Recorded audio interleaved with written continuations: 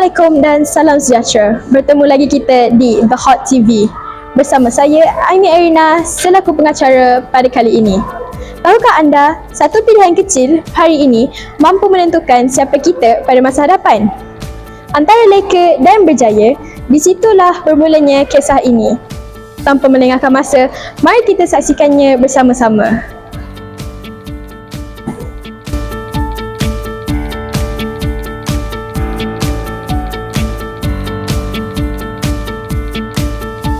Dalam dunia yang penuh teknologi ini, ke mana arah kita sebenarnya?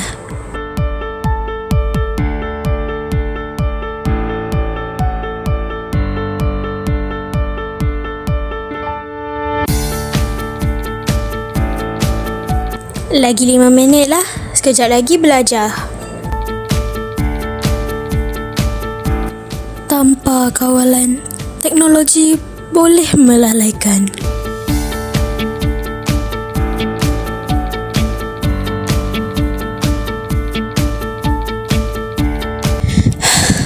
Kalau aku terus macam ni, macam mana masa depan aku?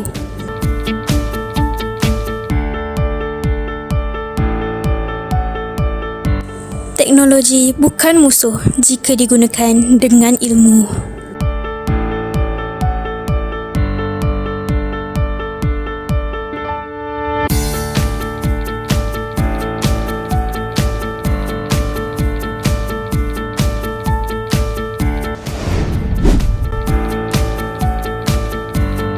Ilmu di hati, teknologi dapat menyelamatkan nyawa.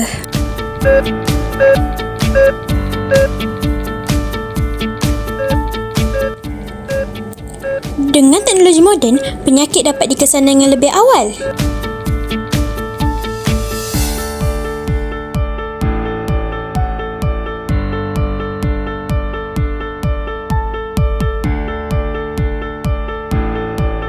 Kini, kebanyakan sekolah menggunakan teknologi moden untuk melaksanakan PDPC mereka.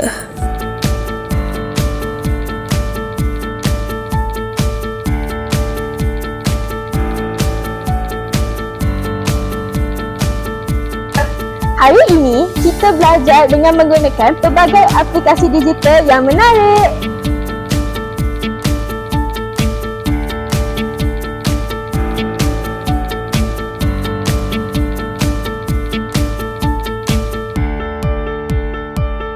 Teknologi membuka peluang pekerjaan tanpa batas. Terima kasih kerana membeli Albert Vision O.Miri. Barang anda sedang diproses.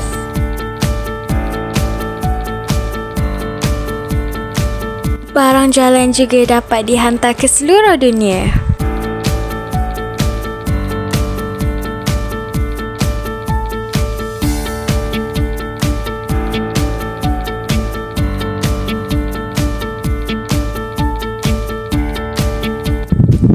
Aku bukan sekadar guna teknologi, aku cipta teknologi. Dengan ilmu, generasi ini mampu mencipta masa depan sendiri.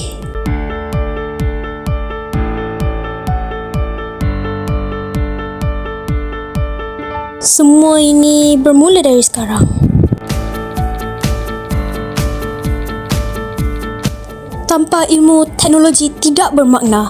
Tanpa teknologi, ilmu sukar berkembang. Ilmu di hati, teknologi memperkasa generasi.